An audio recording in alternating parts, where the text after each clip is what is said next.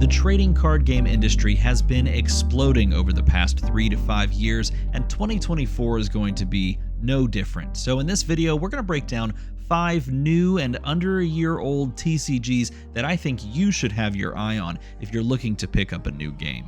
And we're going to start off with an honorable mention because technically this game is going the Kickstarter route, and I guess if it didn't fund, it wouldn't exist, but I'm going to tell you right now, I think it's going to fund very quickly in the next 2 days.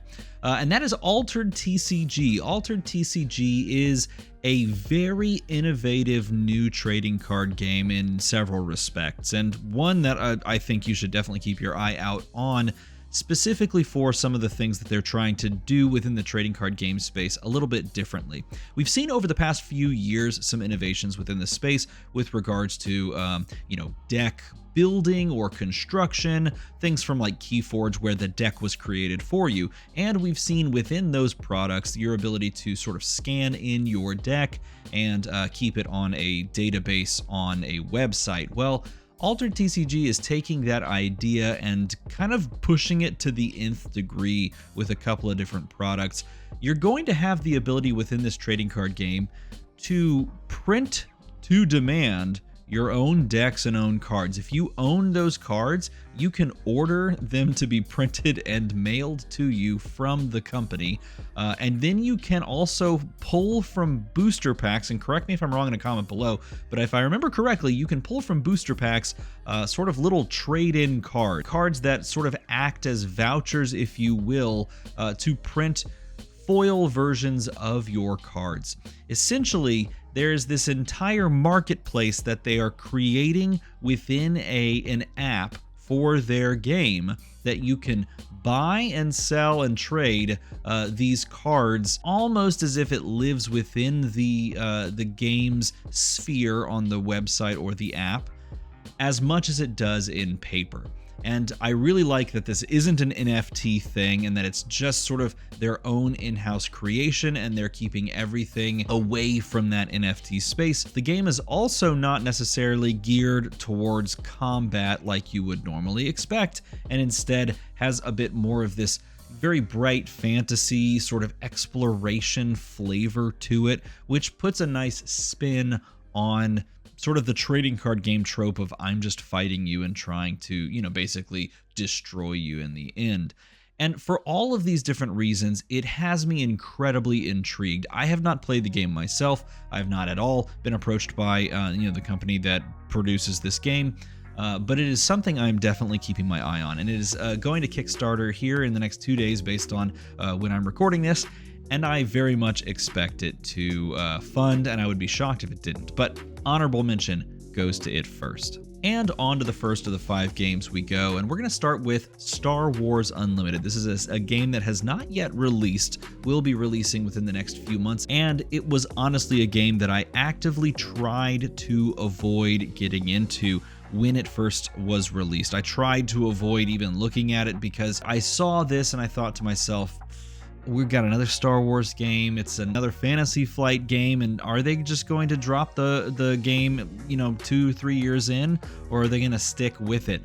And the more that I've seen about this game, the more that I've dug into this game, the more inspired I am that they, as Fantasy Flight, are committed to this game's success, that they've poured in massive amounts of their resources, their time, their energy, and they want this game to be a long-term success in the space. Perhaps they've seen that it is possible, and they know that this IP is incredible, and they apparently, in my opinion, have put forth the effort necessary to take this IP and actually make a fantastic game. And from what I've seen, they've taken some of the bones mechanic-wise from Star Wars Destiny, the back and forth actions, the sort of base-like, in some ways, win condition, even though Star Wars Destiny was all about, killing your opponent.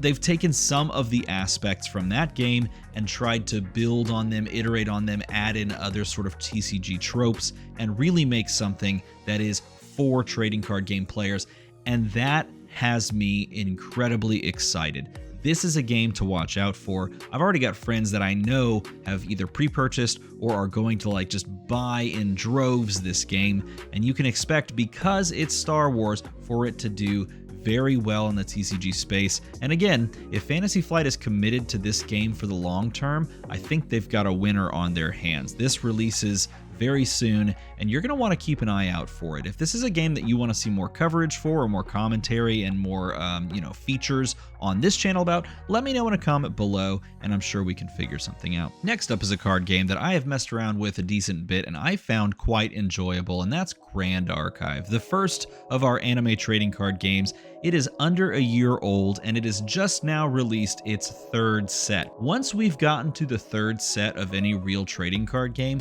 that is when the rubber truly meets the road within the space and within a card game's lifespan. When you've reached that third set, either the realization has dawned upon the creators that this is not sustainable, or some cracks have started to show within the construction of the game or the mechanics of the game, or things have started to really hit their stride and they start cruising on forward. And I think Grand Archive is in that last one, because we've seen the developers of Grand Archive, which is hilariously called Weebs of the Shore, take their game, iterate on it, make fixes, make changes, try to innovate within the space, and continue to build this thing out into a fully fleshed out functional system that they can continue to iterate on. They don't have to go back to Kickstarter to grab their funding. They've made their way into LGSs, and they're starting to entrench a position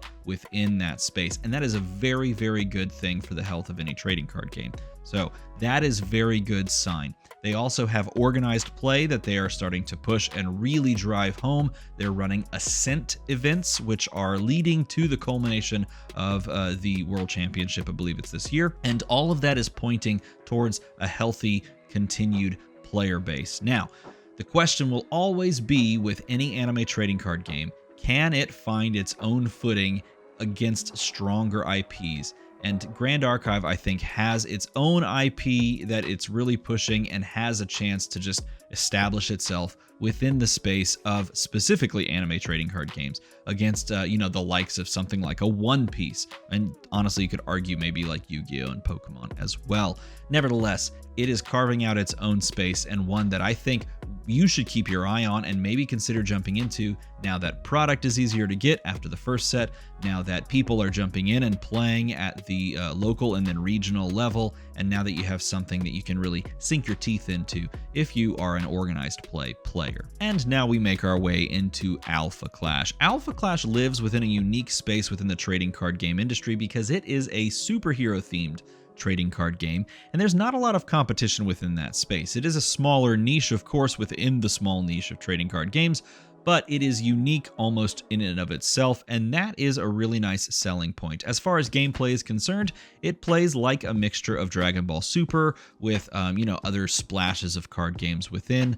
You'll find a lot of mechanics that are very similar to things like Magic the Gathering, Dragon Ball Super, in some cases Yu-Gi-Oh!, things like that. But the nice thing about this game is that it's really continuing to establish itself and its IP as the front runner of the game. It wants itself to be known as a unique IP. It's producing comic books or graphic novels. It's really pushing these characters that and they're also looking at and trying to build a cohesive and aesthetic behind it that is very unique to it. They've changed the art for set 2. They've made it much more comic booky. The gameplay was always, in my opinion, solid. Them taking and transforming the aesthetic to really commit to this IP is really cool to see. Couple that with their own push for organized play, both at the store level, into regional events, and then into larger events from there, and we're gonna see this game grow this year. Now, how far will it grow? That's a really interesting question,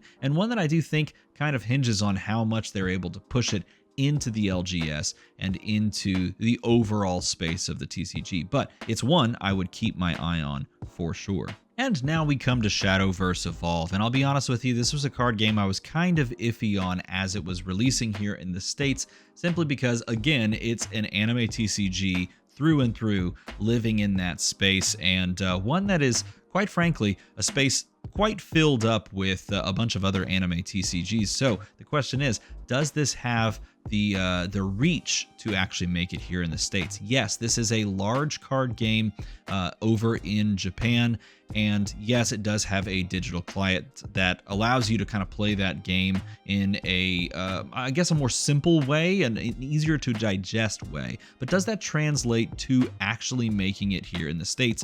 So I was iffy on it. I wasn't sure it would actually pull it off, but I have noticed something over the past few months, and I've noticed that this game is starting to get some traction, at least in the areas that I've seen. It is starting to make some headway in that space. Now, how much it will make continues to be seen, and it really hinges upon whether or not players are drawn to this, not just from an IP and sort of an anime trading card game standpoint, but also from an encouragement to play in their organized play system. I think OP, if you haven't realized it, organized play is a huge milestone for trading card games, and one that, again, as this card game is under a year old and looking to release its third set, is very important to establish. If you can pull players in and get them in your organized play system and they are enjoying it and seeing the rewards, they will stay for as long as you support it. And that's what I think Shadowverse Evolve is starting to do. Definitely, in my opinion, still on the small side, and some of these games just are. That is the way of the, new trading card game. You have to carve out your space within the industry and within the niche. But I think Shadowverse Evolve is actually starting to catch on. Let me know if I'm wrong in a comment below. Tell me what you think, if you think I'm way off base here, but I actually think that this is going to begin growing here in the States over the course of this year. And you know what? At the end of it all, at the end of this year, if we look back and I am wrong, well, all the more reason to come back and revisit this take at the end of 2024. And finally, rounding out my top 5 new games of 2024, another game that's under a year old and looking to push out its third set. This one's a big one. It's Lorcana TCG. Disney's Lorcana had perhaps the most tumultuous, exciting, other superlatives insert here release that a trading card game could have in 2023. There was drama, there was intrigue, there was excitement, and there was a lot of scalping. But what there also was a lot of people genuinely playing the game.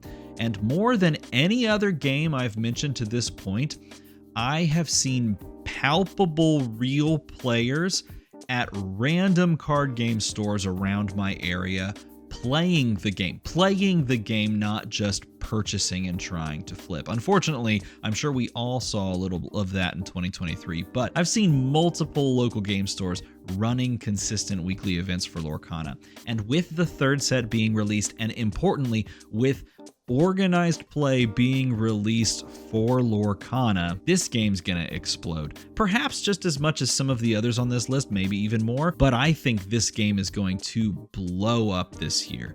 There are a couple of things that could get in its way, but I'm gonna say if this game takes on OP like it said it's going to and brings the World Championship of Lorcana, like many of these other games are going to be doing in 2024 into 2025, this game has real capacity to just pop off. And it doesn't hurt that it's actually a really fun trading card game to play that really rewards player skill and good thinking and deck building as well. I mean, that is the prerequisite for many great trading card games, and believe it or not, Lorcana actually has it. So if just picture this, if organized play takes the World Championship to a Disney park, which would just be crazy. If it did that, how do you not just consider this game an absolute pop-off success? But we will see as time will tell. So as we press on into 2024, those are 5 games that I have my eye on in 2024. They're games I think that very much have the capacity to just pop off and grow within the space. Many of them are looking to release their third set within the next month or so, and like I said already, the third set release is the litmus test for long-term viability and success within this space.